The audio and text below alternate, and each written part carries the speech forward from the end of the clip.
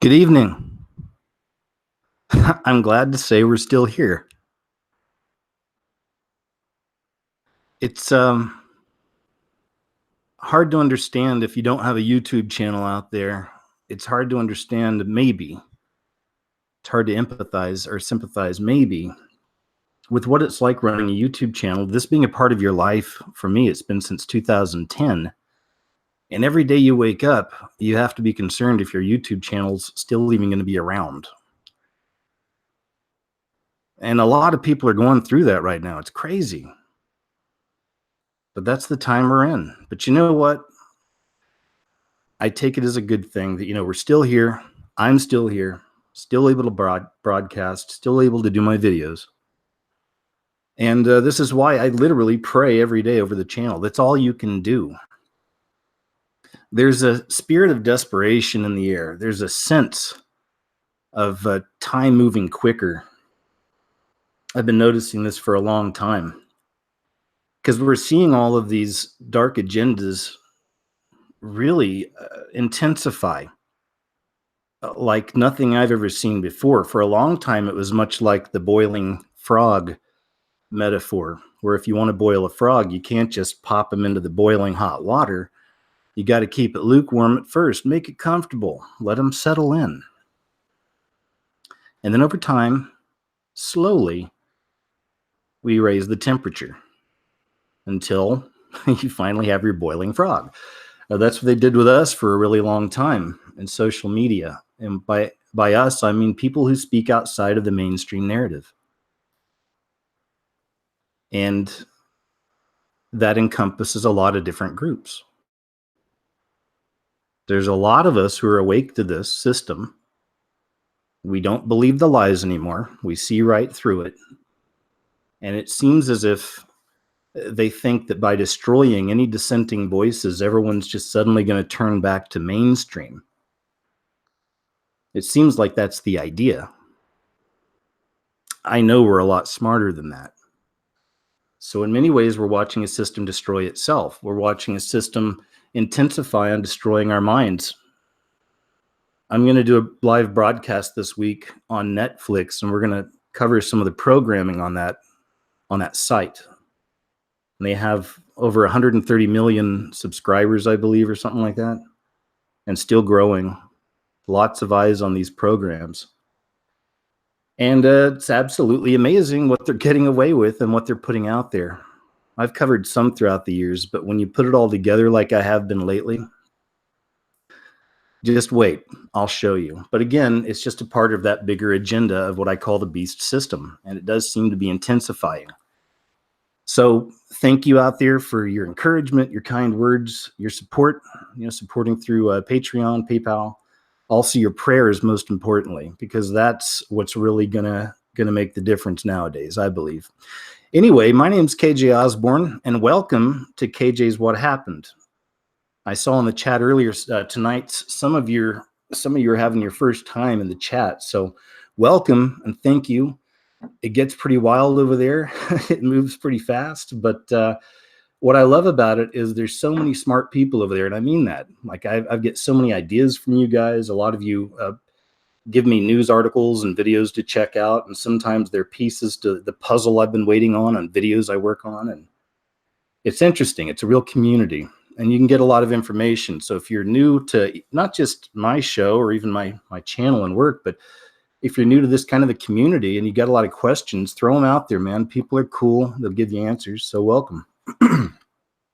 Chubbs can't join us this evening. I'm actually house sitting for a cousin. So tonight I'm watching over a boxer and a Jack Russell. And luckily this is close to my family's house. So Chubbs is over at Grandma and Grandpa's right now. So I hear he's been being good. That's always nice to hear. Anyway, enough about me, enough about all this stuff, this opening rambling bit. Let's just get right into some of the things that have been going on over the last few weeks that are interesting, I believe. Here's one right here. We're in an age of apocalypse anxiety and we'll never stop worrying about doomsday. I already don't like the title. I don't like kind of the imprinting going on with that. I do believe we're in the age of apocalypse. It's not anxiety, but apocalypse is revelation. It's the revealing. So everything's being revealed.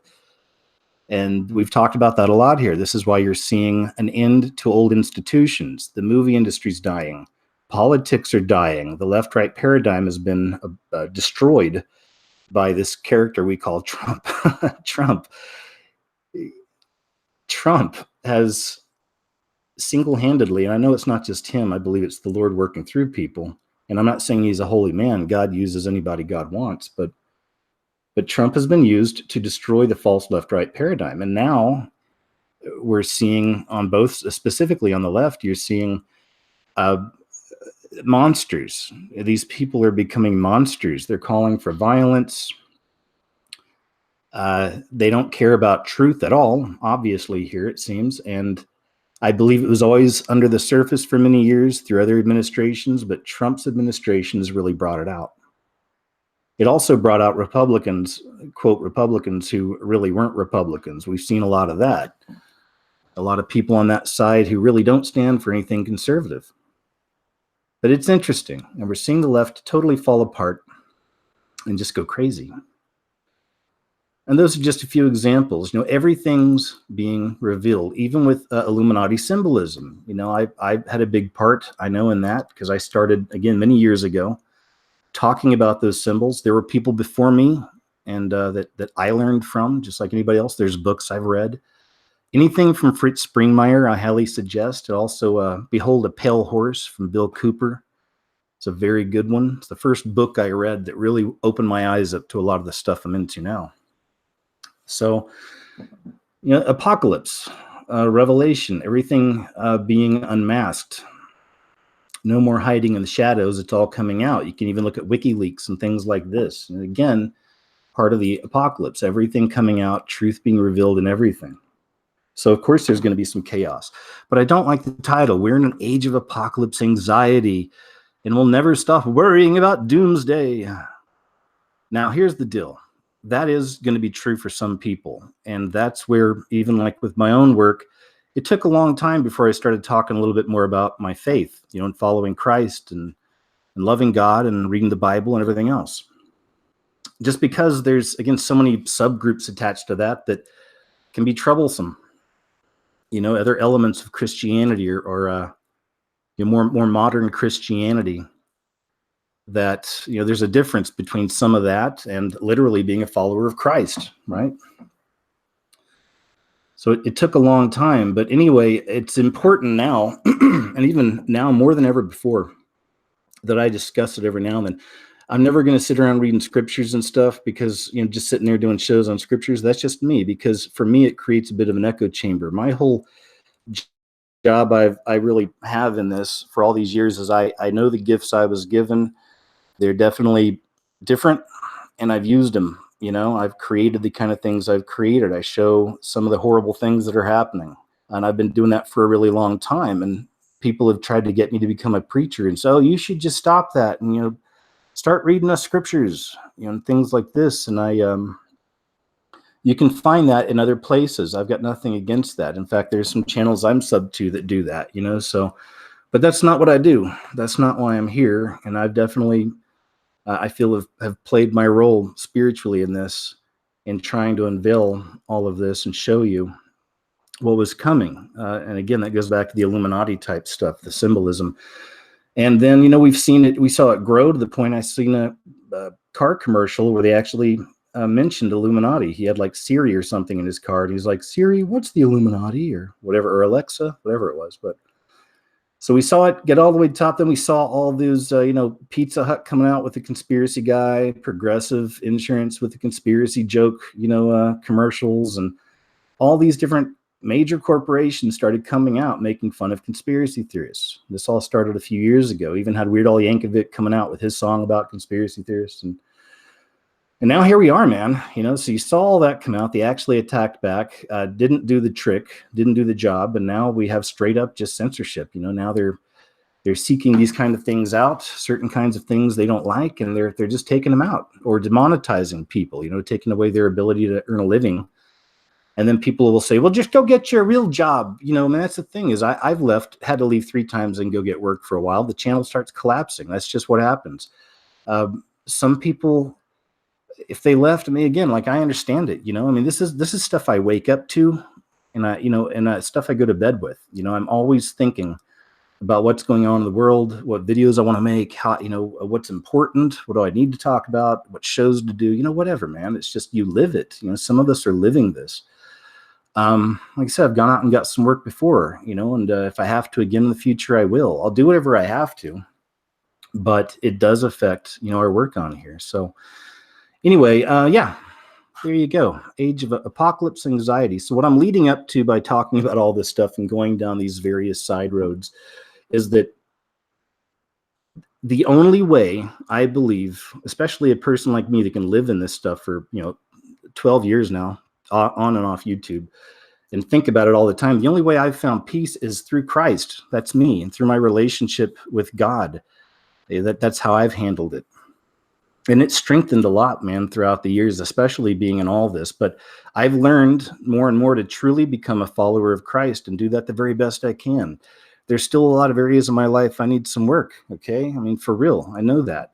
I've accomplished a lot by repenting of things, and then some things, it's like you're repenting a million times over, you know? It's like some things you'll just keep falling back into, but that's all a personal thing between you and your relationship with God. But I've said it before, I'll say it again. We can go down these conspiracy holes as long as we want. There's so many interesting and fun things to look into and check out, and some terrifying things as well, you know, and some depressing things and sad things, and there's all kinds. But at the end of the rabbit hole, for me, after all the stuff you can cover, at the end of the rabbit hole is Christ.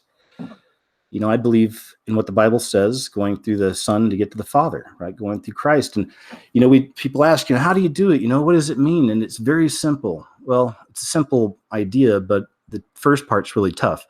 You got to humble yourself, man. And you got to realize that, you know, you are a sinner. We're all a broken people, and we all do bad things and have done bad things. Some worse than others, of course, but you have to just get to that point where you can admit it, and then open your heart up to God and ask, say, you know, Jesus, or Lord, you know, forgive me of my sins. I realize I'm a sinner, and, you know, I want to accept you, Lord. I accept your sacrifice for my sins. I'll accept that, you know, and I accept you as my personal Lord and Savior. And that's it. You know, get a Bible, start checking it out, work on your relationship with God. For me, I would say don't worry about what religion you're going to get into, because that's a big part of the problem. Try to stay outside of religion, keep a personal relationship with God through Jesus, read the Bible, learn the words, you know, that Jesus spoke, learn all about the Bible, and learn who God is and who Jesus is. You know, it's a process. It doesn't just happen overnight. I would say if you need to be around other people, maybe find a small community of other believers that want to maybe meet up in a living room or library or something like that. That's always nice, you know, open-minded and just reading scripture and talking about it, man. That's a good thing, you know? So, but it's a very simple thing, but honestly, it's the most important decision I feel you could ever make in your entire life.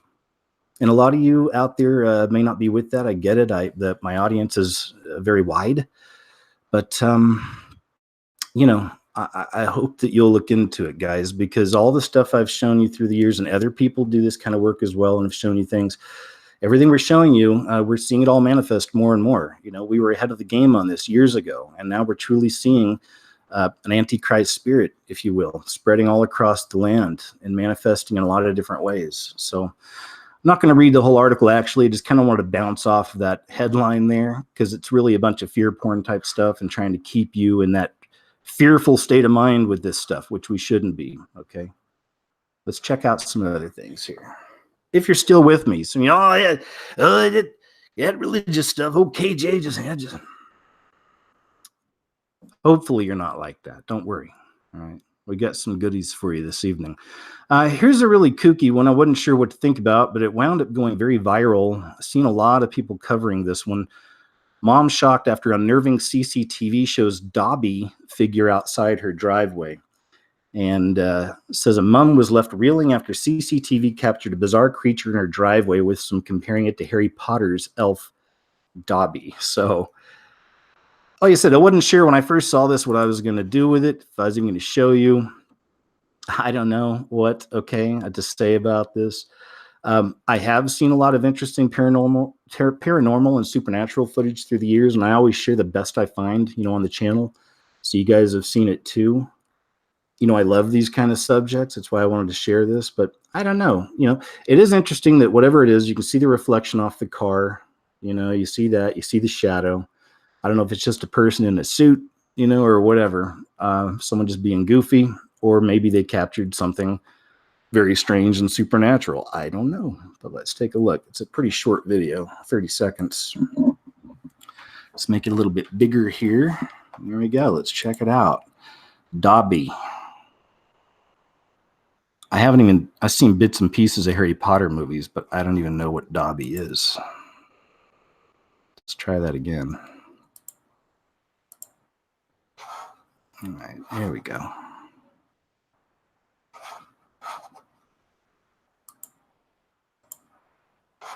Nope. Oh, okay, it jumped to the next video. We didn't want that. Let's try this here. We'll look at it one more time. All right, Dobby video.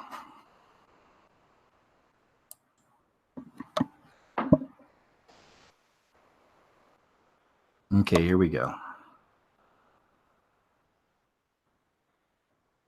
Probably a kid in a suit or something, right? Most likely. It's kind of goofy. And even that, it's a story in itself, it's just, we got to be careful because there's always people out there making really dumb videos like that, just making stuff up and putting it out there like it's a fact. And then whenever the real good stuff comes around, it's hard to convince anybody, right? So I don't know about that one. Dobby. This one's very interesting story, man. This is a very interesting story. Have you heard about this? Check this out. Mysterious prison death of Army veteran Everett Palmer Jr. leaves family searching for answers a year later. That's him. Looks like a nice guy. Nice friendly smile. Everett Palmer Jr. was supposed to make a stop in Pennsylvania on his way from Delaware to New York to clear up an outstanding DUI warrant. Days later, the sick mother he was going to visit and the brother he called before embarking on his trip still hadn't seen the U.S. Army veteran. What they found out instead is that he died in police custody, and more than a year later, the family continues to search for answers. Palmer entered York County Prison on April 9th, 2018. That's the extent of what his family knows for sure. The cause of death has not been determined, and as reported by CNN, gross. When the body was returned, Palmer was missing several vital organs, including his throat, his heart, and his brain. Let's read that again. Palmer entered York County Prison on April 9th, 2018. That's the extent of what his family knows for sure. The cause of death has not been determined, and as reported by CNN, gross. When the body was returned, Palmer was missing several vital organs, including his throat, heart, and brain. Family attorney believes the entire case is a cover-up. There is so much mystery and unanswered questions in a way that violates every policy and procedure the state has, Merritt told the Washington Post. The civil rights attorney, along with the family, also believes that the organs have been misplaced. They claim to have only been notified of the missing parts after hiring an independent forensic pathologist to examine the body. York County's coroner's office has a different take. We were in communications with them directly and through their attorney. York County coroner with the family about Palmer's organs are and why they are retained. It was weird, sorry. I understand their need and desire for answers. We are working to do that. The truth will come out. Okay. Though the coroner's office says Palmer's organs were held for additional testing, their refusal to turn them over more than a year later for the family to conduct its own investigation has left members frustrated. In addition, the story they were given about what transpired before his death sounds unlikely to those who loved him. Listen to this. According to reports, an initial autopsy stated Palmer died following an excited state where he, quote, began hitting his head against the inside of his cell door and was restrained. The report links the events to methamphetamine toxicity. A probable sickling red cell disorder is listed as a contributing factor. As far as the family knows, Palmer did not have health issues. They also believe that if meth was found in his body, it was given to him while in prison. We don't believe anything officials are telling us at this point. Palmer's brother Dwayne told CNN, gross, about where they stand more than a year later. It's a tremendous loss for our family. We are devastated. Isn't that crazy, man? Let's read that again. According to reports, an initial autopsy stated Palmer died following an excited state where he began hitting his head against the inside of his cell door and was restrained. All right. Very interesting, though. The case of Mr. Everett Palmer. Very interesting. Let's go into the middle and see what we got here.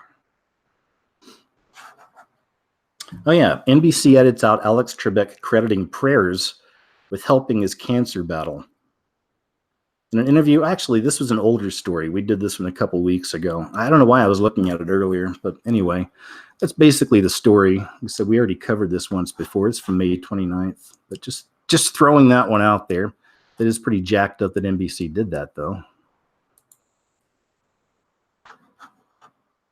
All right, let's see. I guess I have to shut down my ad blocker for this site. Is that what they're telling me? Well, let's see. Continue to decide. All right. 2,000-year-old marble head of god Dionysius discovered under Rome.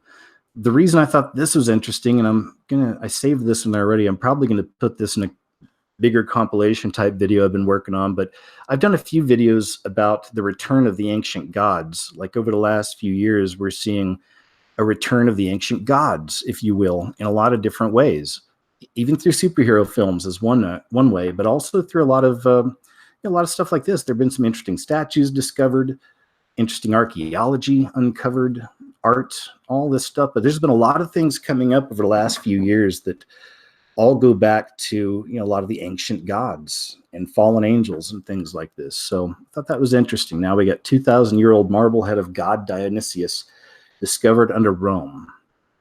Archaeologists in Rome have stumbled on a large marble head of Dionysius, hope I'm saying that right, also known as Bacchus, the ancient Roman god of wine, dance, and fertility. The discovery was made during excavations in the heart of the city near the remains of the ancient Roman Forum. The head would have belonged to a large statue of the god dating back to the imperial era. The archaeologists were digging around the remains of a medieval wall when they found the marble head, which they believe represents him, Dionysus. I guess I said that right, who the Romans knew as Bacchus. The archaeologists were excavating a late medieval wall when they saw hidden in the earth a white marble head, said a statement. It was built into the wall and had been recycled as a building material, as often happened in the medieval era. Extracted from the ground, it revealed itself in all its beauty. The face is refined and gracious, young and feminine, all of which makes us think this could be the depiction of Dionysus.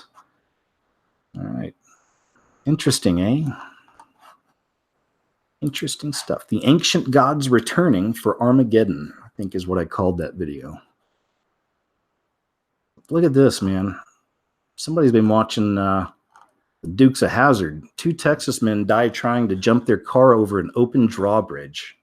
Can you imagine? I hate to laugh at their misfortune, but this is unfortunate. It's a bad choice in life, I'd say.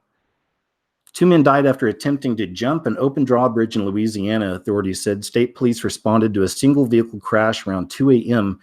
Friday in the water at the Black Bayou Bridge near Lake Charles. Alejandro Cazares, 23, and Robert Alejandro Moreno, 32, died in the crash. At the time of the accident, the bridge was closed to traffic to allow a boat to pass through. Police said, whoa. A witness said the passenger, Moreno, got out of the car to push up a gate on the drawbridge, allowing Cazares to drive through. He returned to the vehicle and Cazares accelerated in an attempt to jump the ramp of the bridge. The vehicle became airborne. That part they got right. That happened. The vehicle became airborne, landed in the waterway, and sank to the bottom. Wow. The men were driving a Chevrolet Cruze. All right. Police found Cazares stuck in the car, Moreno in the water outside of it. Both were pronounced dead at the scene. So, this is something we don't do. This is what the Obama used to call a teachable moment. Don't do that. There you go. The teachable moment, he called it. I got some Obama weirdness tonight, too. A couple things I'll show you. Fired for, fired for refusing to use a student's preferred pronoun. Why every American should be concerned. Now, this right here is actually an older story. I know it was. I was getting pieces together earlier for a video, and I was going through some of these older stories. But anyway, this is only from May, so not too long ago. But we'll look into some of it. We've seen this before, but this isn't even the first time. This is another one of those trends we're seeing pop up quite a bit, where if you're not using the proper pronoun, you can be punished. West Point, Virginia. Peter Vlaming was a well-liked French teacher at West Point High School in Virginia, but late last year, Vlaming was fired because he refused to call a 9th grade student who transitioned from female to male by the student's new preferred pronoun, he. 9th grade, man. Wow. I was still kind of innocent in 9th grade, man. I don't know about you guys, but that's around the time you start, being a little jerk, maybe smoking a cigarette here and there, taking a puff of the marijuana every now and then. Some people do a lot worse, but all that kind of stuff started for me like 11th grade, I guess 10th, 11th grade or so. But that's just me. I don't know. I guess I was a late bloomer. I had a lot of catching up to do, and boy, did I through my 20s. I'll just say that. But preferred pronoun, he. I could not, in good conscience, based on my Christian faith, call a girl a boy, Vlaming said. Vlaming agreed to use the student's new name, but since he wouldn't refer to the biological girl as a he or him, he was placed on administrative leave in October 2018. I was told that not only would I pronounce masculine pronouns when referring to the student when students were present, but that I would do so even when students weren't present. I was given a written ultimatum that insisted that I use masculine pronouns for the student, and that I would be fired if they deemed that I was avoiding the use of masculine pronouns. 2 months later, the school board made its decision. I had a hearing on December 6th, and it was long. It was a 4-hour hearing. Afterward, the West Point Public School Board unanimously voted to fire me. Students at the school were outraged. And that's good to hear. I'm glad that kids stood up for him. Forest Road, a West Point Jr. rallied students to protest Vlaming's firing by staging a walkout. I would say we had like 150 people out there, he said, and we had them all circling around there, marching, chanting, ranting, all that type of stuff. Good for those kids, huh? Good for those kids. All right, there you go. Just want to kind of touch on that, but seeing a lot of that kind of activity these days, I'd say. Here's another one. Look at this. California raids Christian school, seeks to change its beliefs or shut it down. It's from June 6th, 2019. Sacramento, California. Pacific Justice Institute is fighting for the future of a Christian boarding school in Northern California that's been targeted by state officials. Wait till you hear what happened to these guys. PGI, the school, believes the case has chilling implications for Christian schools throughout California. On January 18, 2019, a raid was conducted of Riverview Christian Academy, located in rural Northern California. The raid, which terrified students and staff, consisted of 16 armed law enforcement from the California Highway Patrol, 2 canine units, and 17 social workers.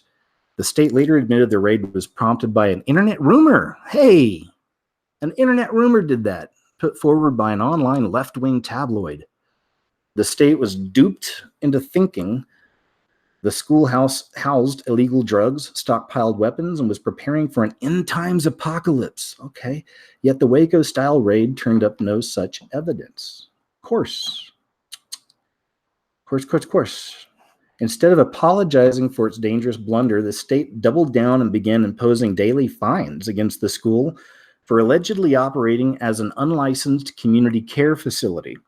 RVCA has actually operated as a private school for the past 25 years, filing an annual affidavit with the California Department of Education, as do other private schools and homeschools in the state.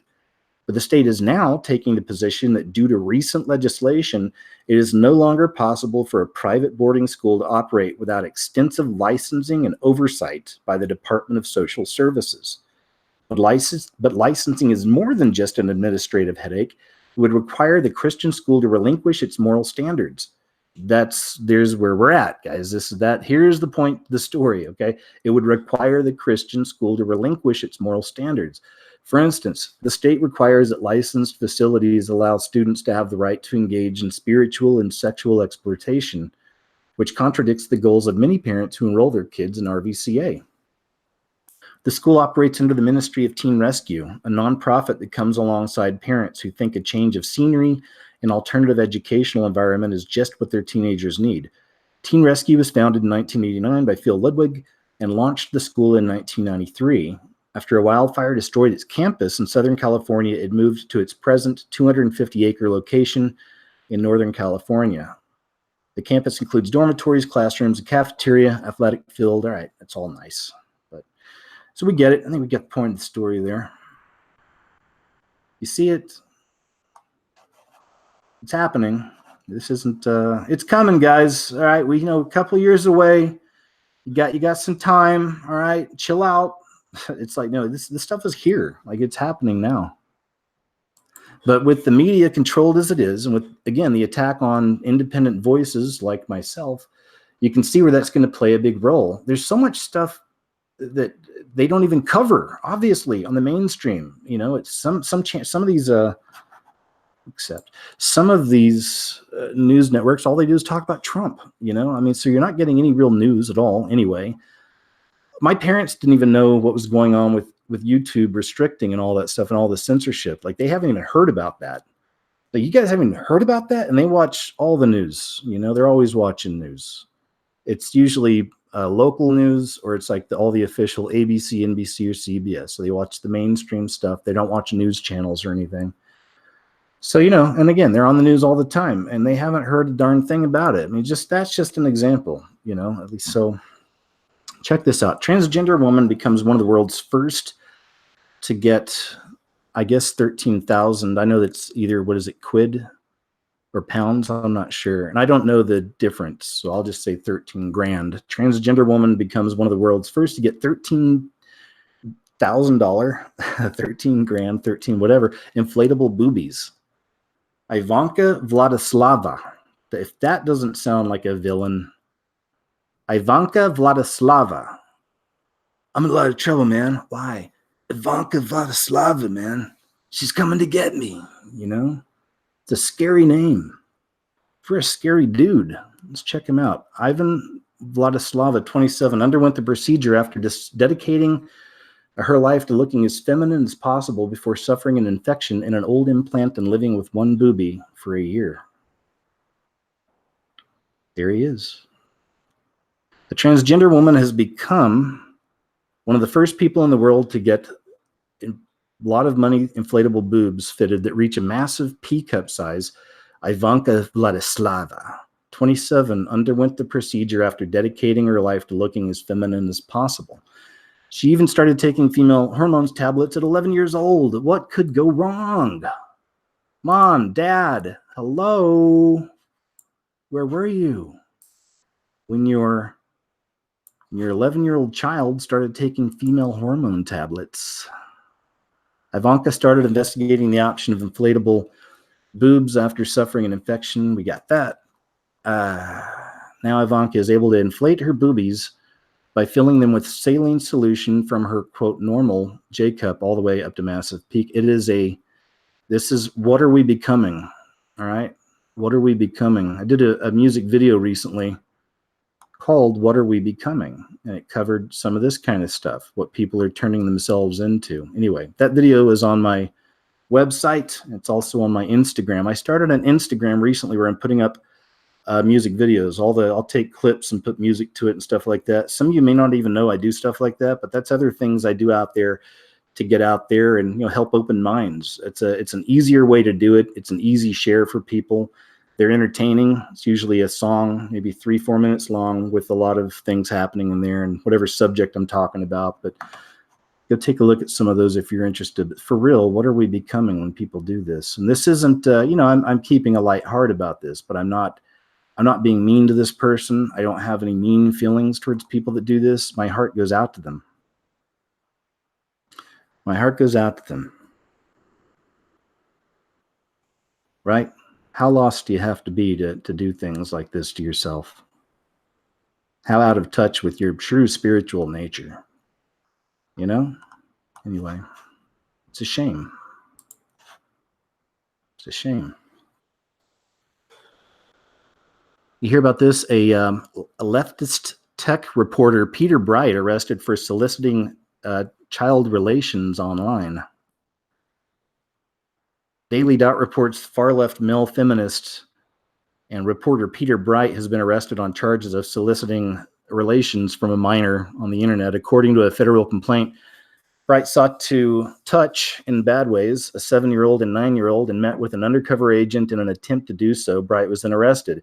Even more worrying is that in chat logs between Bright and the undercover agent, Bright alleges that he's currently in a naughty relationship with an 11-year-old. Okay, so again, I don't want to get a whole lot into this story, but, you know, we're seeing a lot more of this stuff too, right? With the Desmond is amazing kind of a thing. And that's just one example. There's a documentary they just put out over in England. Some of you, because I have an audience out there, may have seen it, where it was all about a creepy old pedo that had been grooming a little girl. Like, I guess he moved in with her family at one point and started grooming her from a very early age. And I guess they started their relationship at, when she was 16 or something like this. I just recently saw a story about that, but that's some documentary series or maybe a reality show they just ran over across the pond for our friends across the pond. And just another example of how they're mainstreaming more of this kind of idea. And, I'm always happy to see people like this get busted, though. I felt like there was something I was going to show you with this connected to pizza. Like there's some kind of a funny pizza connection with this. Let's see.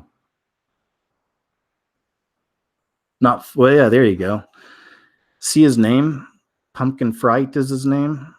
And I guess that in his name, he's got, the emoji of a person, a pizza, and a watch or a clock or something like that. So I don't know. So you got the pizza. And the reason I bring that up on here is right, you can see it. More of it. Dr. Pizza, he calls himself. Okay, there it is. He says, you seem to think that because the victims are boys, the perpetrators must be gay. This ignores many female victims and simply isn't true. Okay, so it's just some of the things he's talked about. But anyway, the pizza thing, I thought that was interesting. We got the pizza boy, the pizza connection. And he likes doing naughty things to kids. I bring that up because it actually connects with another story we'll get to here in just a little while. Whenever it pops up, I never know. We're just rolling the dice when we do these shows. Oh, there it is, actually. This is the next story I wanted to show you. Joe Biden's bracelet tweet to honor Obama on Best Friends Day goes viral. But it's interesting that on Joe's bracelet, he's got a piece of pizza. So we got some pizza with Joe. And by now, most of you have probably seen all the videos and even photos of Joe Biden just getting way too close to little ones and women. He fondles the ladies in public. But, in kids, I did another music video on that one way back because this has been around and been an ongoing issue with this guy for a long time. Even in the video I did, it had images of him kissing. It must have been a 6-7-year-old boy smack on the lips. And the kid, wasn't related. It was like some senator's kid or something. Just gross, who does this? So I thought that was interesting for those Pizzagate theorists out there. We find the pizza here with Joe. And is this another example of apocalypse? Really, is this another example of everything being revealed, all the darkness coming out? Perhaps it's another example, all the pizza stuff coming out. This one's for the flat earthers out there. Well, it's for all of us, but it's going to cost you a lot of money. That's the catch. Let's see if they really do this, because I immediately thought of flat earth people, when I saw this story, and not in a bad way. I don't like to mock the people, because a lot of the people I like and respect are actually, they're curious about it and they're kind of into it. And I'm an agree to disagree kind of a person. You can be civil. Unfortunately, the world isn't acting like that these days, but that's how I am. If I like you, it's because we connect. I focus on the things we connect on, not our differences, right? So NASA to open International Space Station to tourists. Check this out. The U.S. Space Agency said it would open the orbiting station to tourism and other business ventures. There will be up to 2 short private astronaut missions per year, said Robin Gattens, Deputy Director of the ISS. NASA said that private astronauts would be permitted to travel to the ISS for up to 30 days. Wow, traveling on U.S. spacecraft. That's crazy. NASA is opening the International Space Station to commercial opportunities and marketing these opportunities as we've never done before. Wow. Let's see what the video is. Check this out.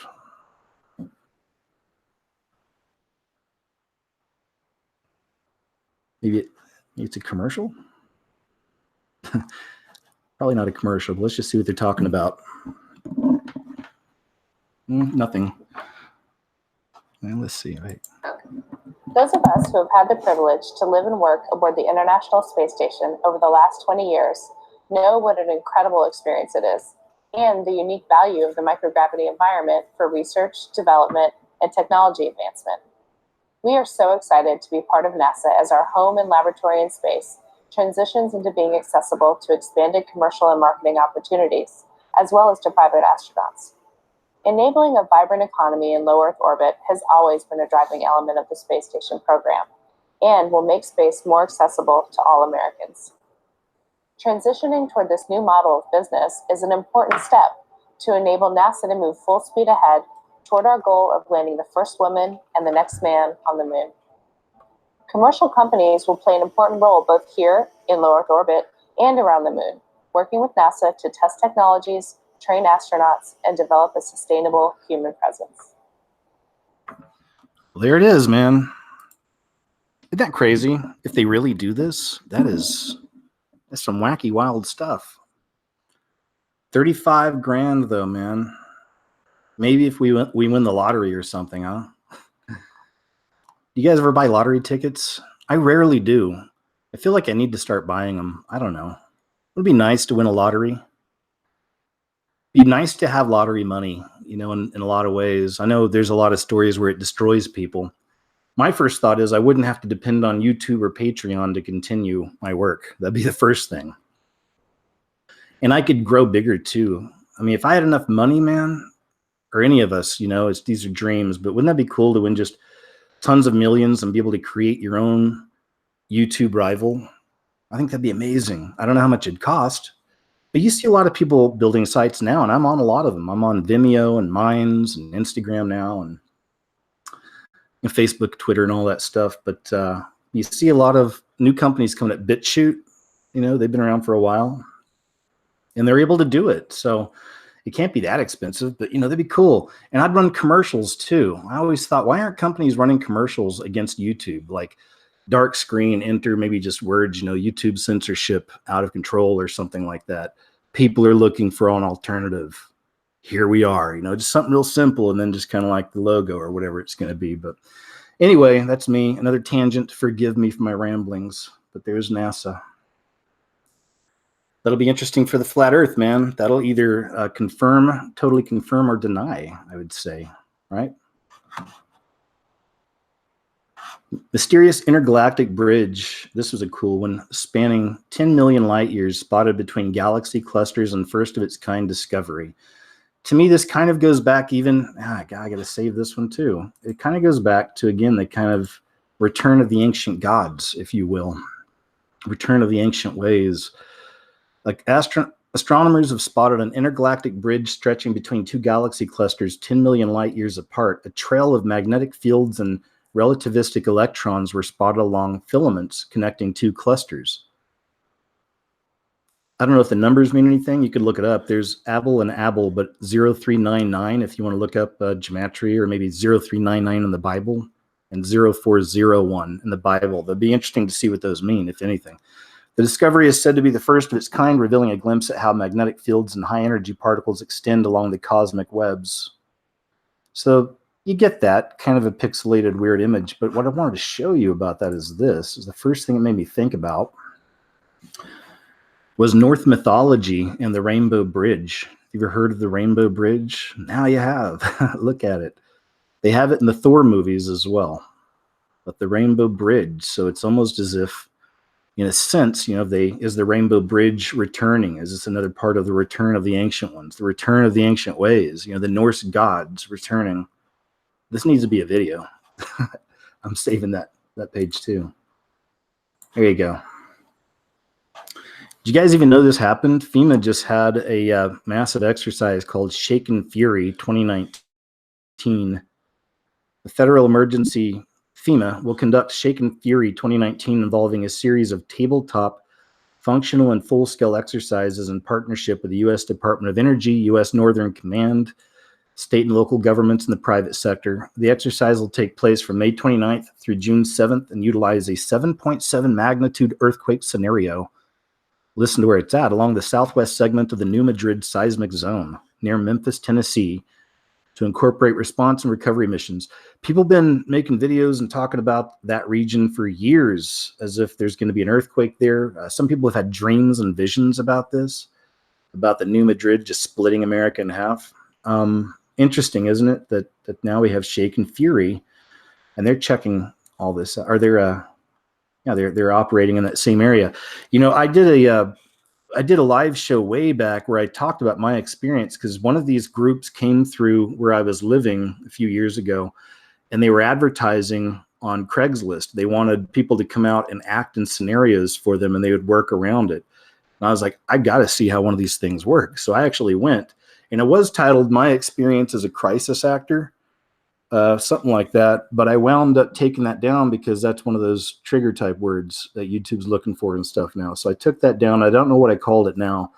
But I told you guys about the experience. Some of you probably listened to it that are listening now. And it was, no, there was no monarch mind control. There was no darkened room with a bloody pentagram. I mean, there's nothing at all like that. I'm a veteran anyway. I was active duty for 8 years in the U.S. Coast Guard a long time ago. So it was just being around a bunch of military people. I used to do stuff like that back when I was in the military. We didn't use civilians, though. We used each other. But I was a medic for 4 years, so we did a lot of exercises. But again, with each other, they're using civilians for these. And I just had to play like a victim in different scenarios and stuff is all it was. It was like 12 hours, a day you were there. So. But that's it. But it was interesting to see how these things run. I talked to some of the guys, just asking just questions, just being calm and cool as I could be, and they were telling me that this is a big industry, that it's growing. And this is a couple of years ago. I asked, "Do you have enough work where you can keep busy?" They're like, "More than." So this is like a huge thing. They're running a lot of these all through America, and a lot of times we don't even know about it. It seems, huh? So, Shaking Fury. Madrid line, will that eventually split America in half? You can look that up if you're into these different kind of topics and you think that's interesting. I highly suggest you check that one out. It's a good one. And now we got this right here. Former head of the International Atomic Energy Agency security team warns Israel that Iran now only 6 to 8 months away from nuclear missiles. Okay. That's about it. I'm not going to read the whole story. I'm just kind of throwing that out there. And that's because we're seeing a lot more stories, especially over the last 6 months or so, I'd say, about war. They seem to be hinting at war in the Mideast. And what is it that we had not long ago? Well, Syria's been a big topic for a long time. And then Damascus. A lot of activity in Damascus. So something to watch, something to consider, but I'm seeing that trend pop up a lot more talk of war, it seems. I'll take a drink here. Much better. You may have seen this man hospitalized after lighting his jacket on fire outside White House. The pictures are horrific. I don't know if you ever saw the pictures. There was a video that was on TMZ. I took the video. I did a short video on it myself, and I put it on my Instagram, but I wound up taking it down because it's really just, even for me, it's too much. It's too violent. But the TMZ wound up getting like the very best shot. I mean, it was like some kid was there, and you can hear him talking with his camera, and he's watching the whole thing happen. And he gets some really close shots of this guy just walking. You still see, his face. You see his expression. There's no pain, no screaming. It's just a straight face, totally in the zone, just walking forward. Flames all over him, man. All over his everything, all over his upper torso. Just engulfed in flames. But no screams or anything like that. No panic. Just a straight face marching forward with all this fire over him. It was absolutely insane. So there you go. We actually had like a Burning Man. The Burning Man goes back to a lot of these pagan beliefs. You've seen so many movies about these pagan religions, right? And there are these cults and these different rituals they do, and oftentimes they involve burning people, right? The Burning Man. We even had the Burning Man festival not long ago, right? So interesting. Oh yeah, it was either last year or the year before. There was a guy at Burning Man, which is a big music festival out in the desert. There's a guy at Burning Man that went up running into the fire and sacrificing himself. You can look that up, but I just thought of that. That was a couple of years ago, or maybe it was last year, but there was a guy at the Burning Man festival. As they were burning an effigy of something, he ran into the fire, and I believe he died. Like, he sacrificed himself at Burning Man. So interesting, I'd say. Why it's perfectly normal to want to off your boss, they say. It's perfectly normal. Criminal psychologist reveals fantasizing about doing that is a common phenomenon. Is it, though? I don't know. Is it for you? I don't know what kind of boss you have, but do you guys ever fantasize about stuff like that? I mean, you must have a really terrible boss if that's the case, I guess. But then there are a lot of terrible bosses, and God knows I've had my share of them too. If after a bad day at work, you've daydreamed idly about pushing your boss down the stairs, don't worry, you're not alone. In fact, it's perfectly normal, they say. It's normal to imagine killing someone. Hey, I don't think that's normal. For the psychopaths, for all these narcissists in our world, absolutely, sure. In fact, it's perfectly normal to imagine killing someone. More than half of us have done it. Briefly wanting to murder someone may be a good thing because it could stop us actually doing so, according to an expert on the dark side of humanity. Criminal psychologist Dr. Julia Shaw, an honorary research associate at University College London, said thoughts of killing others were a common phenomenon and an entirely human reaction. She said there's been research looking at participants and asking them if they've ever fantasized about murdering someone. More than half of the people generally say yes, they have fantasized about doing that. Okay. Popular targets are your boss. Other popular targets are ex-partners. The list goes on. You can picture where your fantasies might go. Of course you can. There's a whole network where you can picture where these fantasies go. It's called Investigation Discovery. And that's all they have are story after story about true crime and people who do this, people who've done this, who not only fantasize, but, carry through. I made a video a long time ago. One of those got taken down from YouTube. It's on the website, probably on Vimeo. I'll have to double check. But it was about investigation discovery and how it's truly about your id, right? The psychological term, your id. And it's trapped in the box of Saturn, little black box, trapping your id, feeding your darkest desires 24/7. While many of us daydream about killing others, only about 1% of the population are believed to be psychopaths, and only a tiny minority of psychopaths will actually go on to be violent or follow through. All right, I think I get enough of that. You got it? That's pretty good. Just kind of wanted to touch on that for a little bit. See what else we got rolling around in here.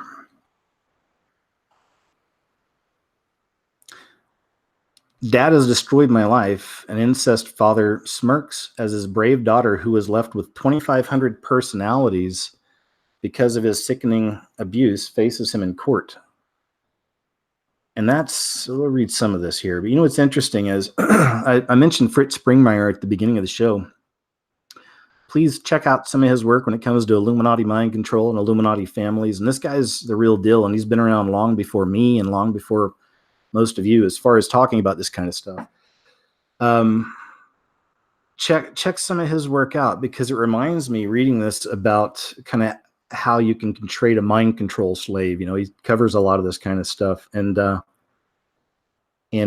sex comes along with, in some instances, it comes along with them splitting their personality. It's like they'll create different personalities for these people. One will be the sexual one. One can do this, one can do that. You can look into even alpha assassins, and they create killers. This is some deep stuff, and it's interesting. You always see it reflected in films. Always seeing movies about people going through some kind of secret training program to become assassins. I just saw a commercial the other day for another one. Lately, it's all women. It's always like the tough woman, right? So it's always the lady in these roles lately, but they get caught up somehow in some secret training type thing, and they get out and they're just like massive killers. But anyway, that's alpha programming, and that's been around for a long time. So it just made me think about that, the split with the personalities and the sexual component as well. The father of the woman who developed 2,500 personalities after he repeatedly did that to her as a child smirked in court as he detailed his sickening abuse, or she detailed. Richard Haynes, 74, pleaded guilty mid-trial in March to a dozen counts of that word, buggery, and indecent assault committed against his daughter, Jennifer, in the 1970s and 80s. Trying to see if they, here we go. As a result, she developed dissociative identity disorder. There you go. That's the word I was looking for. Previously known as multiple personality disorder, giving her thousands of different voices and opinions. So I'm not trying to say her dad was Illuminati or anything like that. I'm just saying that these components you see in a lot of the Illuminati programming that they've done with sex slaves and stuff like that. Bryce Dallas, is that her name? Can't remember. Bryce Dallas, I can't remember. But anyway, there's a book called Thanks for the Memories you should check out as well. Talks a lot about this stuff in Hollywood. Bob Hope. There's people involved in this. You would have no idea. It's pretty crazy. But anyway, that's all. Just kind of skimming past that one. But that's kind of what I was looking at. I was thinking about. Target ramps up LGB and the rest support with new Pride clothing line for children. June 5th, 2019. There you go. Pride, even just the sin of pride again on display. And so the sin of pride on display. They've mocking the rainbow, God's rainbow, which was a promise. It's interesting, but it's just right out there. And for children, you've seen enough of this. We see this. We're not surprised. Anyway, that's all. I'm not surprised. This Christian student is taking her school to the Supreme Court over forced Islamic prayer. State schools have no business imposing religion on their students. This should be a simple, obvious, and needless statement. Apparently, as the case of Kaylee Wood at La Plata High School demonstrates, it's not.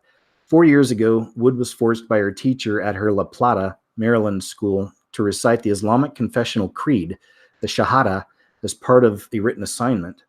And in case you had any doubts that this was compelled speech that would have violated Wood's own religious beliefs, one of Islam's 5 pillars, the Shahada is meant to profess the belief that there is no God but Allah, and Muhammad is the messenger of Allah.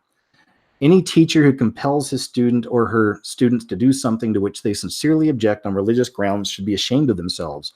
We allow children to opt out of dissecting frogs. Why on earth should we be reciting a prayer, or why should reciting a prayer be mandatory?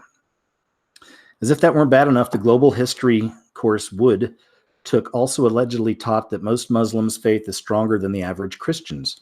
Now, sadly, it's worth mentioning that if the supposed originator of that statement were comparing devout Muslims to lukewarm, comfortable, cultural Christians in the West, they may tragically have a case. Totally agreed. Again, the difference between religion and true faith, and a real relationship with God, a personal one. How else would Islamic prayer find its way into the public school system anyway? The comparison won't hold up for a moment, however. If one has the intellectual honesty to compare the average nominal Muslim to a Christian in literally any Muslim majority state, many Christians are still incredibly devout and prepared to lay down their lives for Christ, even those who may never be faced with that choice still have very strong faith. Anyway, this is going to go more into kind of an editorial, it looks like, but that's kind of it. That's really just what I wanted to cover. Interesting, we're seeing that happen as well. This is one of those weird trends that seems to be popping up. Something to keep an eye on here. What we know about the deaths of 2 state senators within days last week. 2 former state senators were found in their homes within a span of 2 days last week, prompting investigations in 2 states. On Thursday night, former Oklahoma State Senator Jonathan Nichols was discovered dead inside his Norman, Oklahoma residence from an apparent gunshot wound, according to a press release from Norman Police Department. The former lawmaker's death came 2 days after former Arkansas State Senator Linda Collins Smith was found dead in her home, also from an apparent gunshot wound. Here are 4 things we know about the cases. Number 1, the cases are seemingly unrelated. Well, this is from People magazine, so even if they were related, I don't know if they'd tell you. But still, there are several similarities to the cases. Both of the victims are former Republican lawmakers, so that's a pretty big similarity. They both died of gunshot wounds and were found dead inside their homes. But that's where the similarities seem to end. The 2 lawmakers lived approximately 450 miles apart, and there is no indication that they knew each other.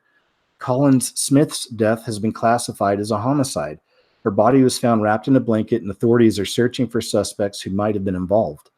The Randolph County Sheriff's Department and Arkansas State Police are continuing to investigate her death as suspicious. Region 8 News reports. Okay, sorry, I read that wrong. Anyway, whatever. Sheriff Kevin Bell also told the outlet that the public does not appear to be in danger. Okay, whatever. The bodies were discovered in a span of 2 days, but the deaths may have happened further apart. By the time authorities found Colin Smith, they said her body had already begun to decompose, which made the identification process more difficult. Authorities have not released a time frame for her death. Her former press secretary said that her neighbors had reportedly heard several gunshots just a day or two before her body was discovered. Wow. Authorities found Nichols, 53, shortly after receiving a call that somebody had been shot inside the home. It's unclear how long he had been dead. Number 3, both victims had served for several years in their respective state governments. Nichols served as a state senator from 2000 to 2012. He later went on to take staff positions in the state House, Senate, and University of Oklahoma. At the time of his death, Nichols was working as a senior policy advisor for House Speaker Charles McCall. In a statement to the local outlet, McCall remembered Nichols for being proud but humble and said he was a valuable staff member and friend. Colin Smith served in the Arkansas House of Reps. All right, whatever. Got that. Okay. That's him. Number 4, their death sent shockwaves through the state's political communities. All right, we get that. Anyway, that's about it. So not a lot, it seems. This is June 10th, so there may be more now, but that's just one of those I've been watching. Kind of, it may seem grim, but just waiting to see if another senator turns up, right? Shot in their home or something like this. Speaking of that, of mysteries, we got this right here. Two New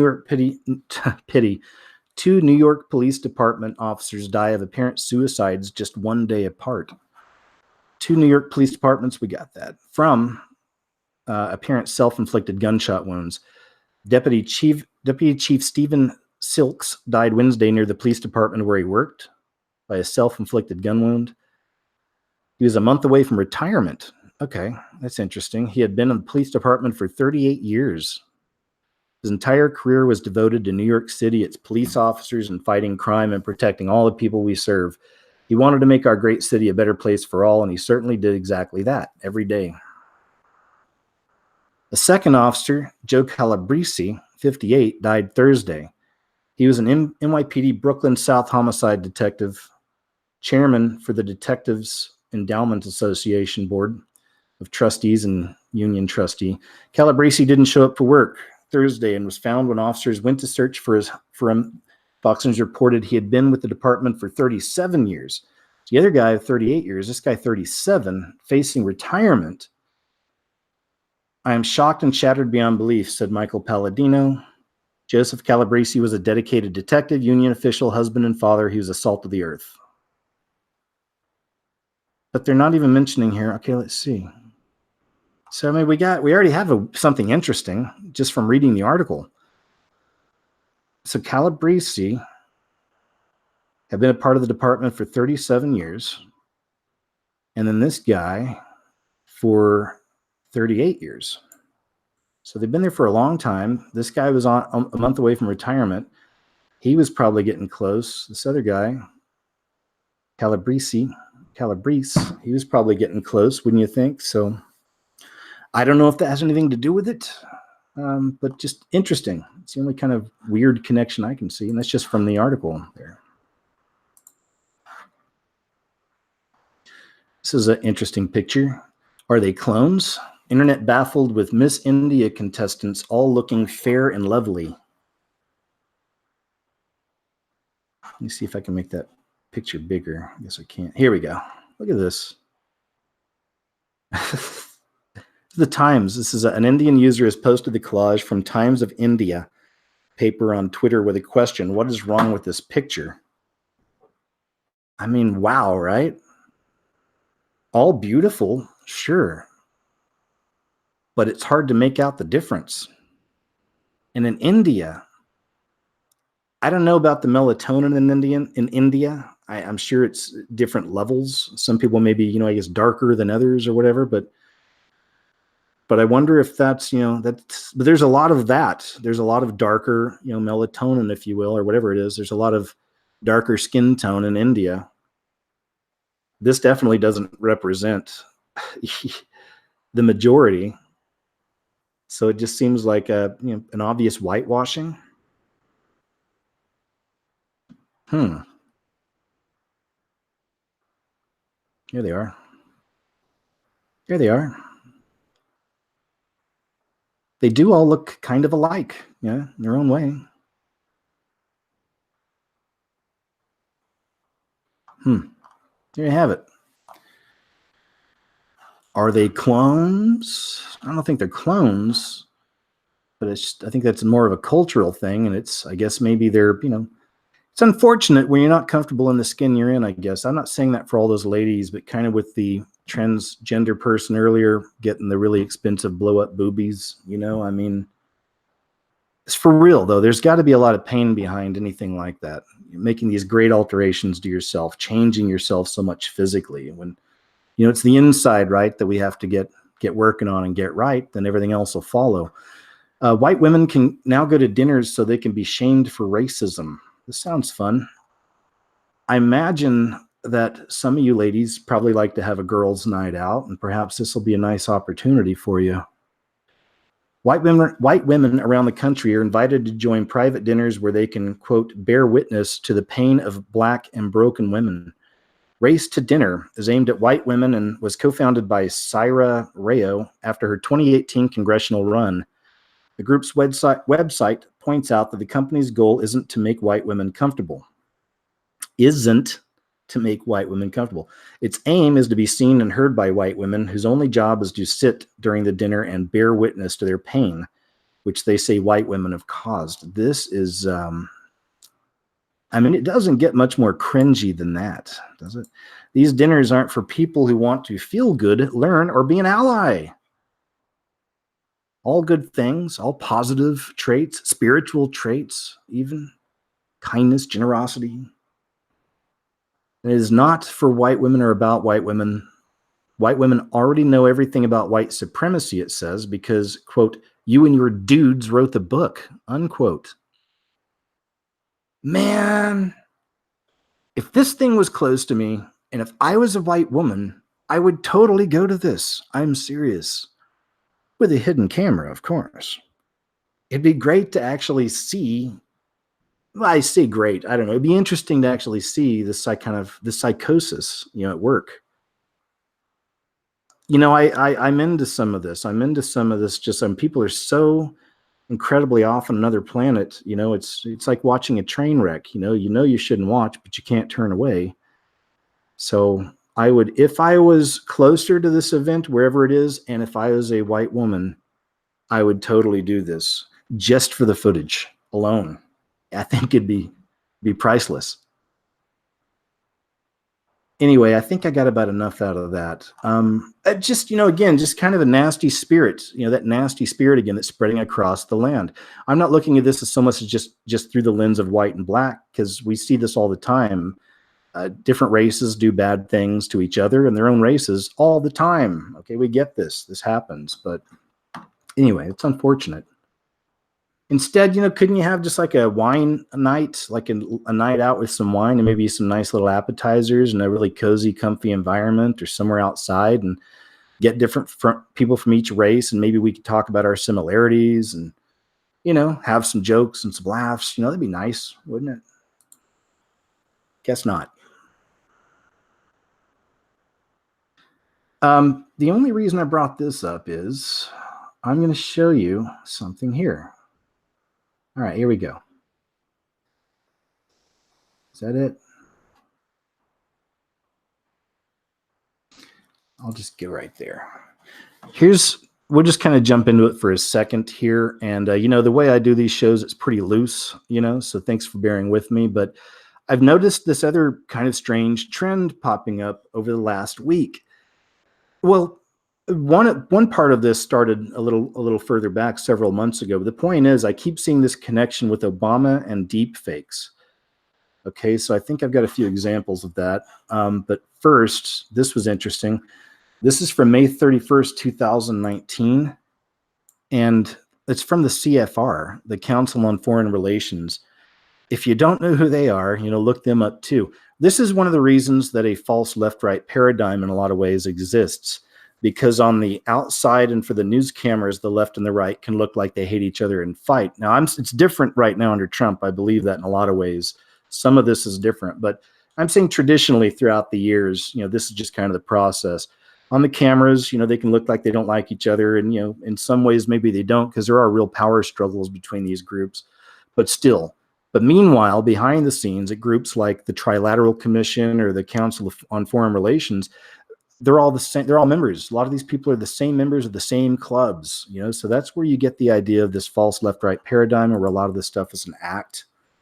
Because in real life, a lot of these people are cool with each other and friends, but again, for the cameras and everything else, they keep the paradigm going because that's what the power structure wants. And it's the easiest way to, keep swinging the pendulum and keep all of the people in America, just swinging with the pendulum. It goes left. Oh, just wait. We'll get a Republican in next. Get your Republican. Just wait. We'll get a Democrat next. And then, just there you go. So anyway, so they're doing this thing with Obama and deep fakes. I keep seeing this right here. Council on Foreign Relations even released a video with Obama and talking about the deep fakes. But there's some other things that we've seen with this. Let's see. Well, the deep fake porn thing is not really connected, but we already know that's going to be a danger in the near future. So again, we're seeing more stories on deep fake coming out.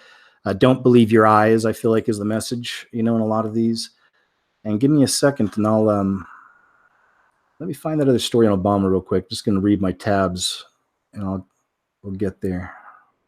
I think, yeah, here we go. So here's one, and this is from the Huffington Post. This just happened on June 2nd. Obama tells Canadian crowd, quote, deep fake videos have him worried. People can duplicate me speaking and saying anything, he says.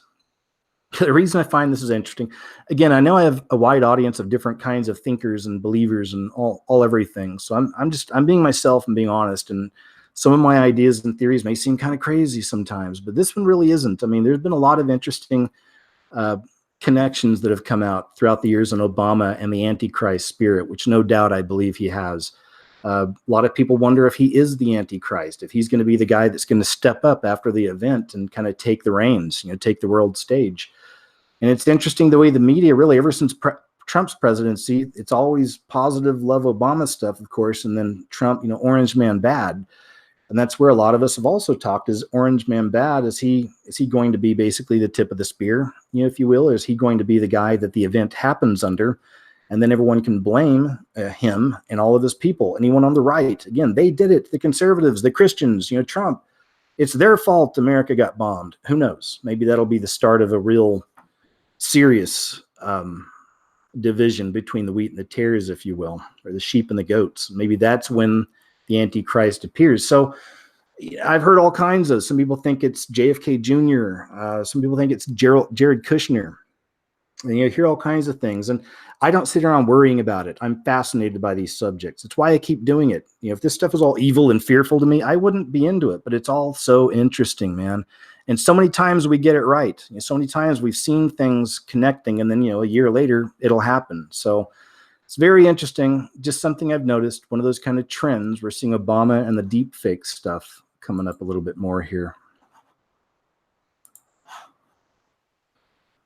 Hardcore, oh, this is an old story, sorry. Another one I was looking up for a video, but hardcore prawn at school, sex education to get more graphic, and that's from a few years ago, so we don't need that, sorry. You may have heard about this, collapse of a city that's lost control. Shocking new pictures from downtown LA capture the huge problem it faces with trash and rats amid fear of typhoid fever outbreak. Yeah, I think we did look at this once before, but it's, it's worthy of looking at once again. That this is the state. I lived in LA many years. This is near the Fashion District. And that's where you'll find a lot of people from all kinds of cultures, and selling all kinds of things from their cultures. It's kind of a flea market, really, I guess you could say. It's like the flea market out there. But unfortunately, it's becoming like a literal flea market with stuff like this happening. Yeah, we did look at this once before.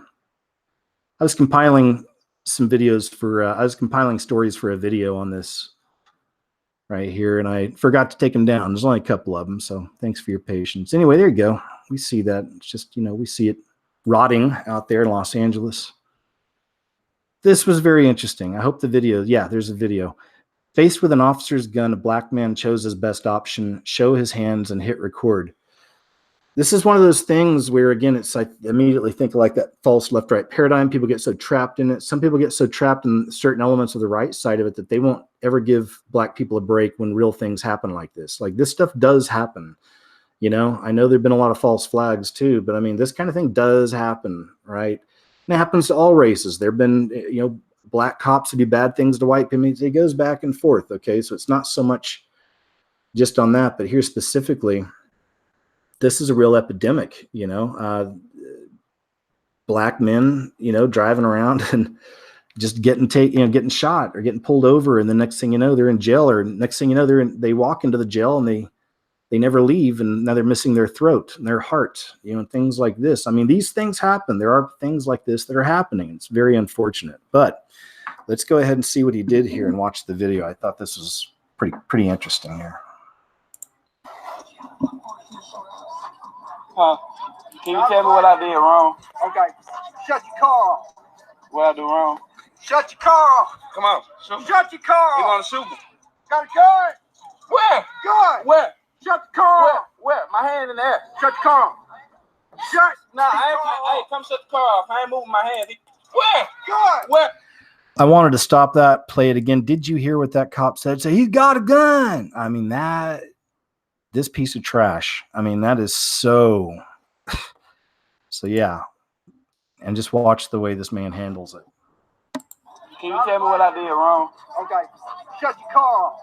What I do wrong? Shut your car off. Come on, shoot me. Shut your car You off. want to shoot me? Got a gun? Where? Gun. Where?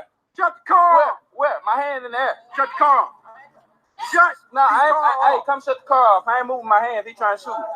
He trying to shoot me. Shut the car off. Nah, I ain't moving. No, my hand in the air. Shut the car off. My hand in the air. My hand in the air. My hand in the air. My hand in the air. These units in Midland Heights. My hand in the air. My hand in the air. All you gotta do is drive up. What I was doing? What was I doing? What was I doing? My hand in the air. My hand in the air. Sir, you should comply with the law. Shoot me. My hand in I'm the not air. gonna shoot you, but you're not gonna move those My hands. hand in the air. My hand in the air. You tell me to shut my car off so you can shoot me. Come on now. Come on now. Come on now. Come on now. Come on. Let me ask you too. Some of you probably experienced this. Have you ever been at the receiving end of the barrel of a gun? Have you ever had one pointed at you before? When I was a bounty hunter, one night we had a guy, we was on his property and he came out of nowhere and he had a shotgun pointed right at my window while it was cracked. I mean, I freaked as far as like yelling at him. I just started yelling at the guy. You better not do it, man. You better not. I mean, it freaked me out.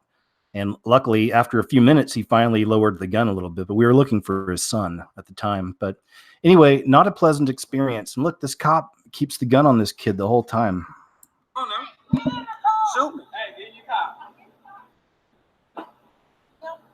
I'm filming too. Oh, it's in my name. It's registered. It's registered. Shoot me. I'm filming too. I'm filming. I ain't did nothing. You failed to comply with a lawful order. What I You're do? told to I leave the parking lot. was pulling off. I couldn't hit You his come car. back. I couldn't hit his car. How I come back? How did I come back? You Shoot. never left the parking lot. I just pulled up when they called me and told me, we finna go to Jonesboro. out. We leaving from Jonesboro. Step out the car. Hey, I'm not putting I ain't touching that thing. He trying to shoot me. Hey, you come put it in the Step out park. the You car. put it in the park. Step out the What you car. pushing my hand for? Step out the car. What you pushing my hands for? Hey. What you pushing my hands for? What you pushing my hands Step out the for? car. How can I step out the car? What you pushing my hands for? Come on now. We're gonna get Come out on the car now. one way or the other. Hey, you gonna put it in park? I'm not, cause you trying to shoot me. Step bro. out the Come on. car. Put it in park for me. Yes, sir. Come Put it on. out. Put it Come in on. park for you. How am I gonna put it in park? I'm telling him to put it in park. I'm not talking to you. You trying to shoot? What you pushing my arm back for? What you pushing my arm back for? Come on. Come on. Come on. Hey, put it in park for me. Get out. Get out the car. Hello. Anyway, there you go. I think that young man did a good job. And that's really scary. It just goes to show you why we're always seeing people getting pulled over. Next thing you know, bap, bap, right? Not all the time. There's some good police out there too, all right? This one, conspiracy corner, I guess you could say. I stumbled upon this one about a week ago. And I did a show called The Disappearing Conspiracy Theorists where I was talking about a lot of channels that had disappeared. And people kept bringing up C. Irvana. Is the name of the channel, C. Irvana. And I was subbed to her a long time ago, but I stopped. Something about the channel felt weird to me. I don't know what it was, but I just quit watching her a long time ago.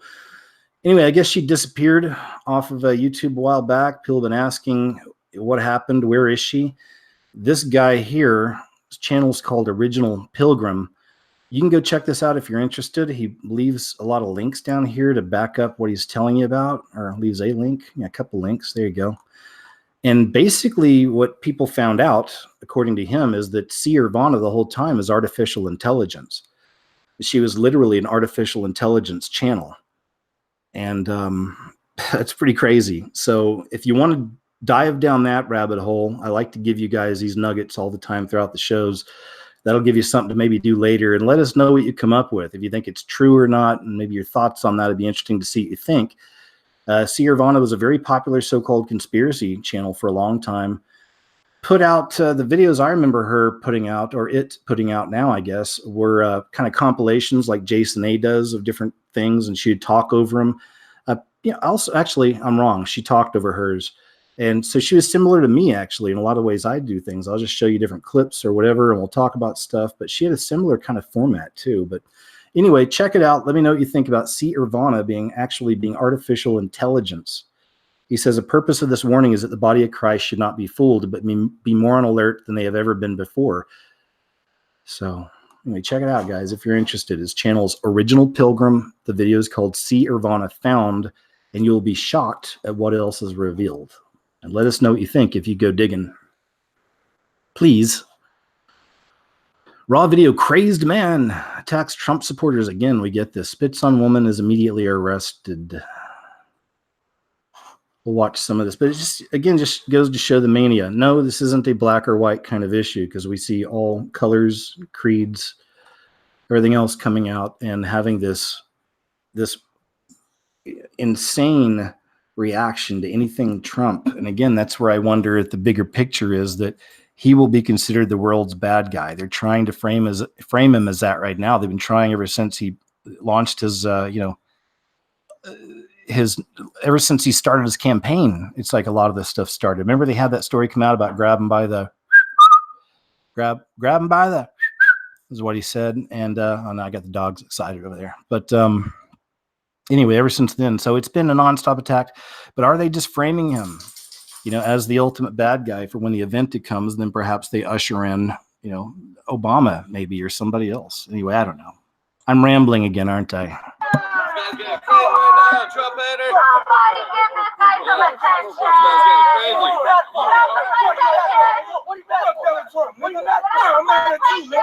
Whoa, hey. Why you getting crazy, man? You're not even supposed to be parked right there. Hey,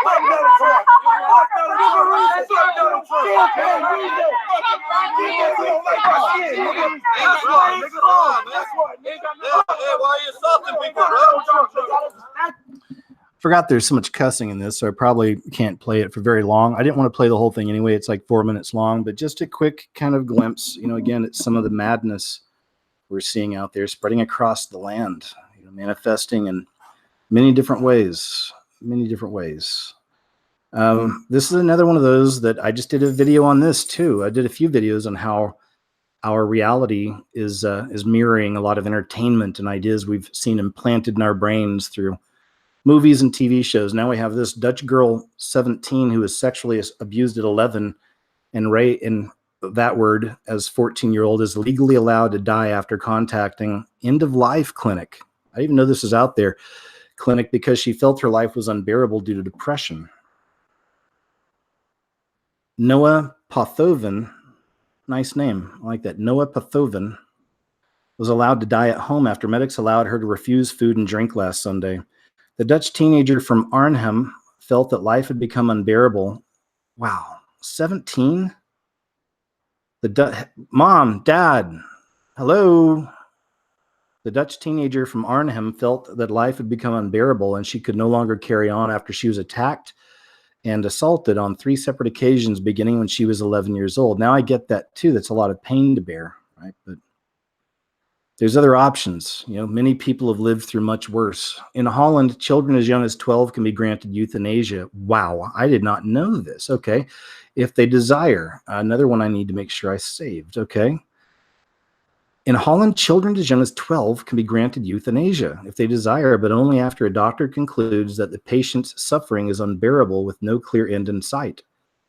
In 2017, some 6,585. Whoa. See, what? In 2000, some 6,585 people chose euthanasia to end their own lives in the Netherlands.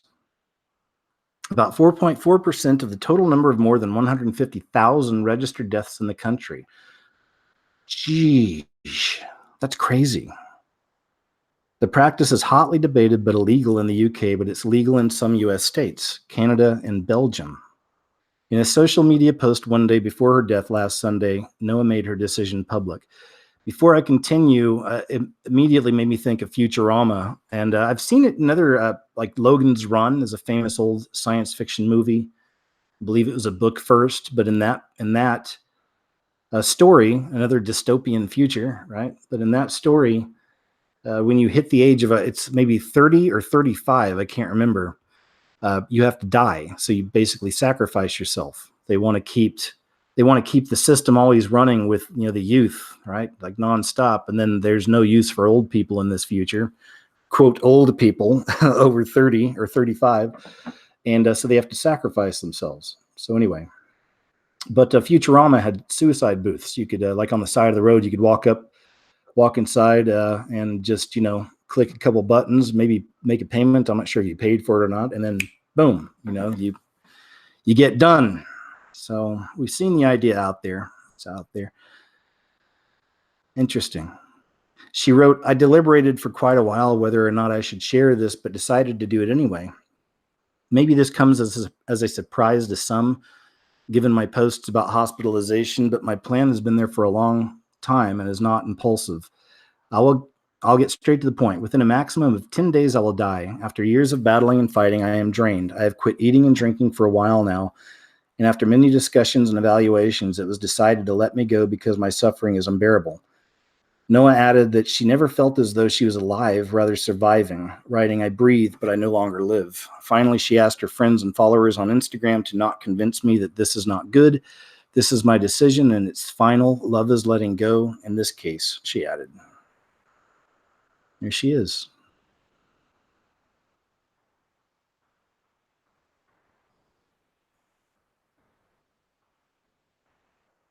Pretty young lady.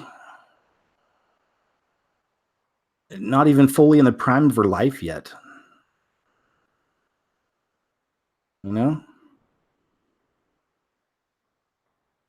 Anyway. It's crazy.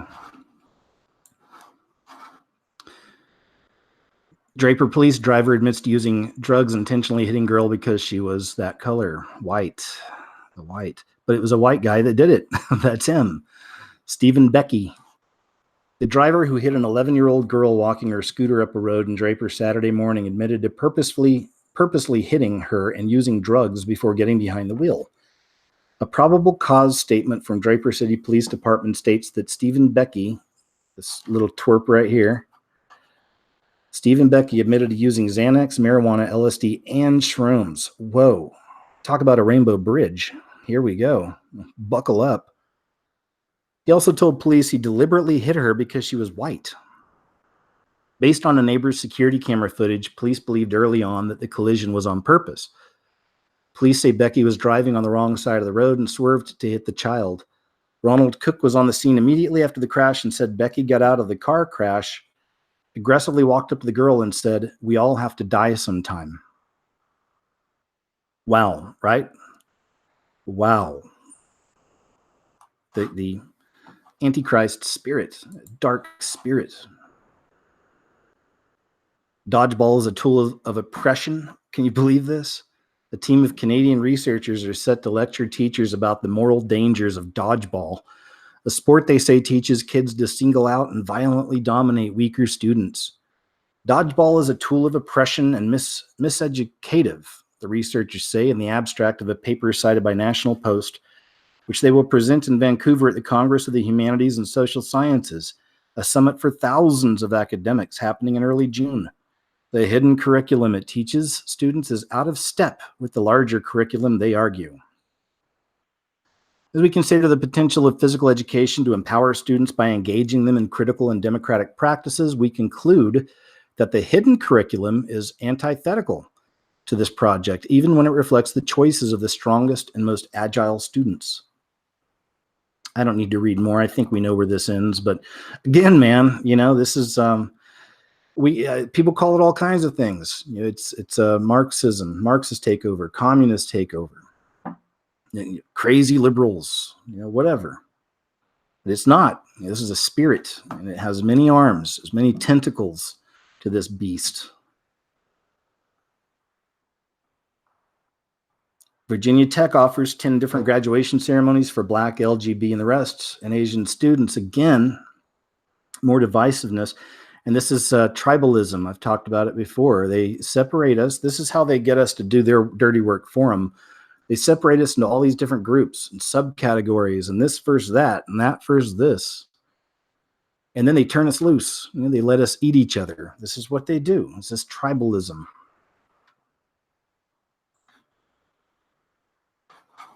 Crop tops for men, new fashion trend.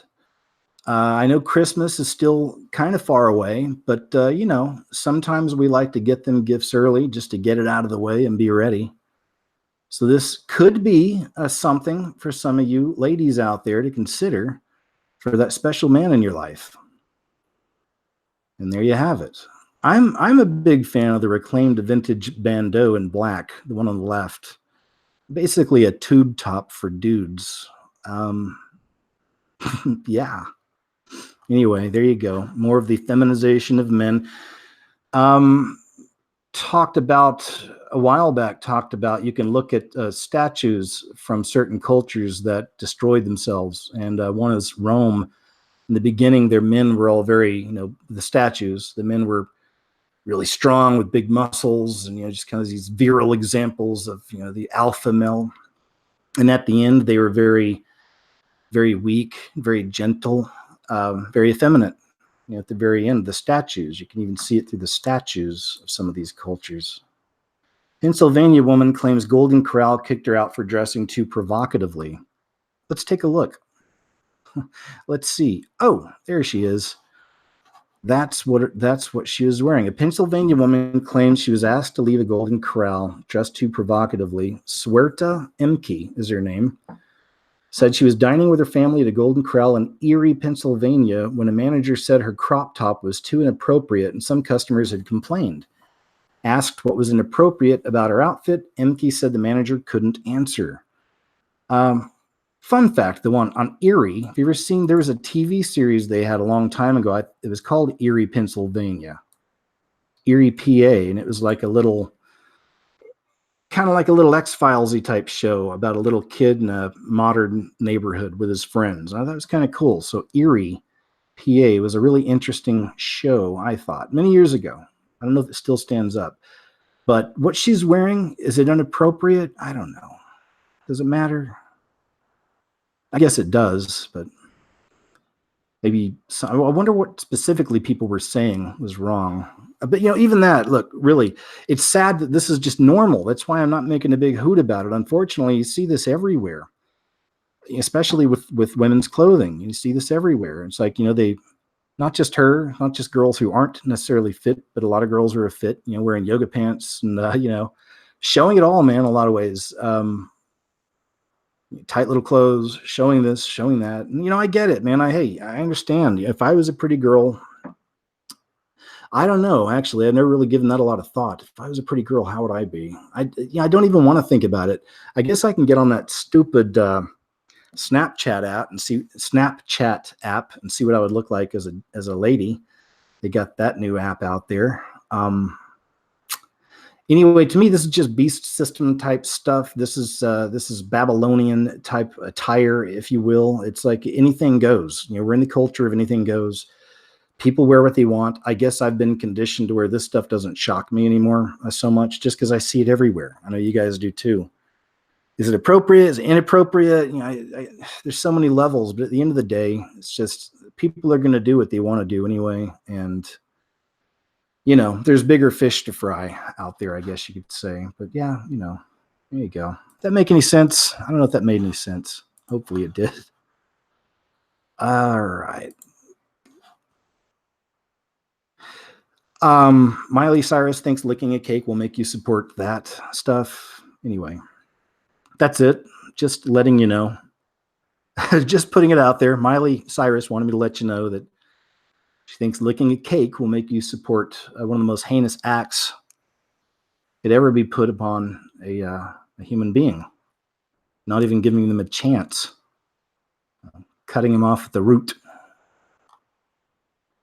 Talked about this, I think, recently in another video or broadcast. Socialist group celebrates literally no straight people. So again, we see that movement of the fascist gay orders, if you will. We're seeing some of this stuff as well.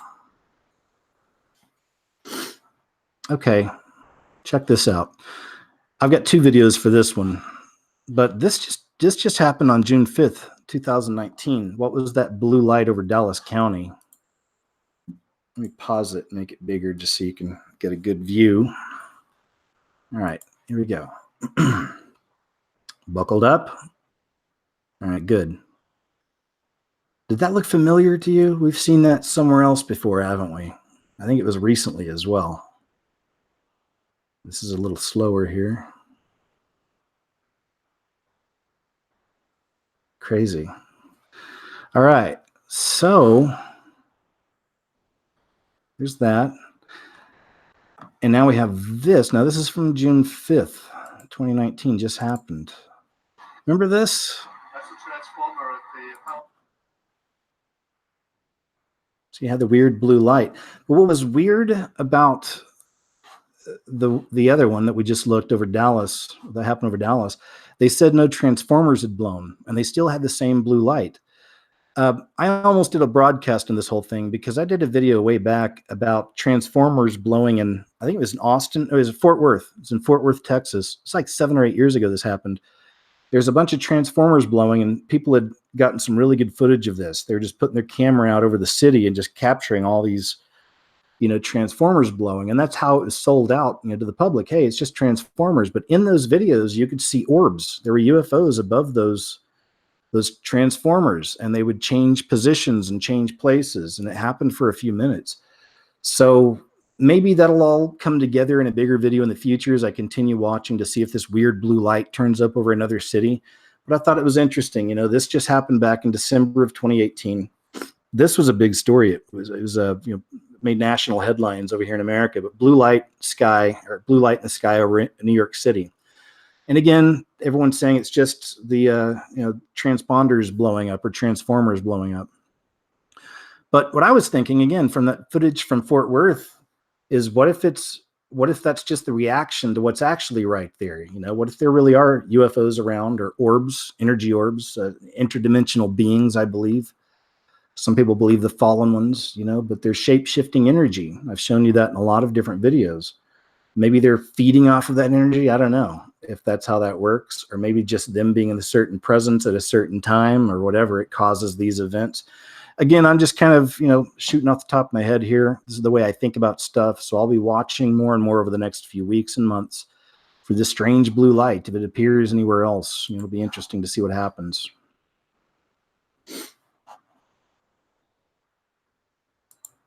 This is crazy. What do you think about this? Walmart is going to start delivering groceries inside of shoppers' homes.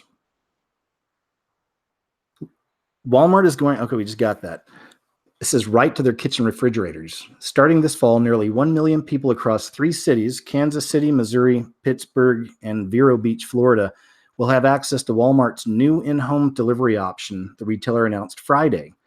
The company said it will learn and scale the option across the U.S. from there, not specifically outlining any further expansions. Walmart's in-home delivery project is headed up by Bart Stein, a Google alum. Okay.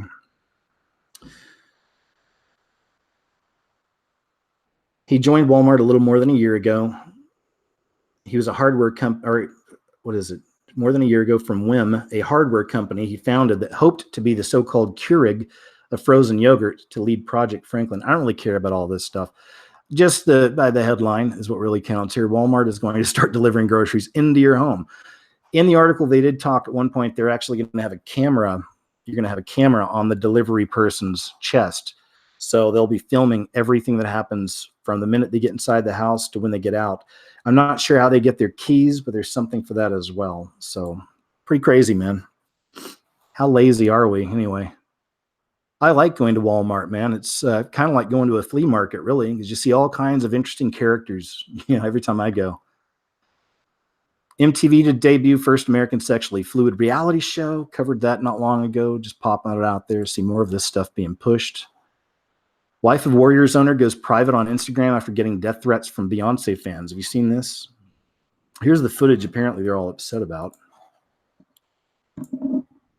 Let's see.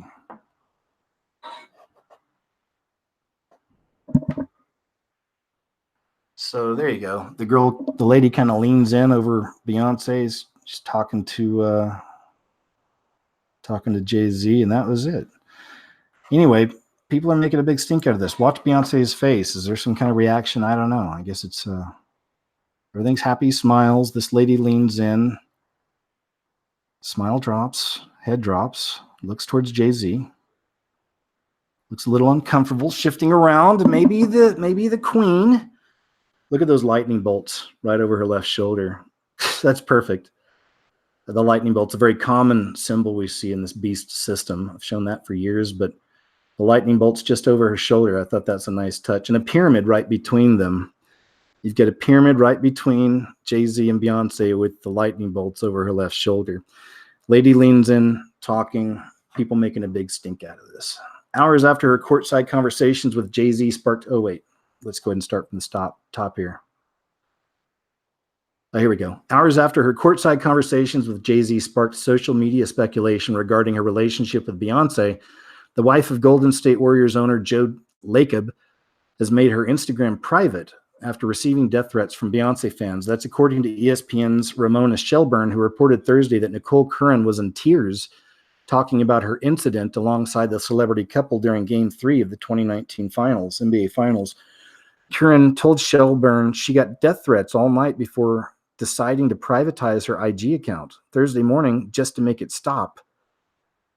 The account, which had just under 8,000 followers as of Thursday afternoon, can no longer be viewed publicly. ESPN shared video of Jay-Z and Beyonce sitting together during the game.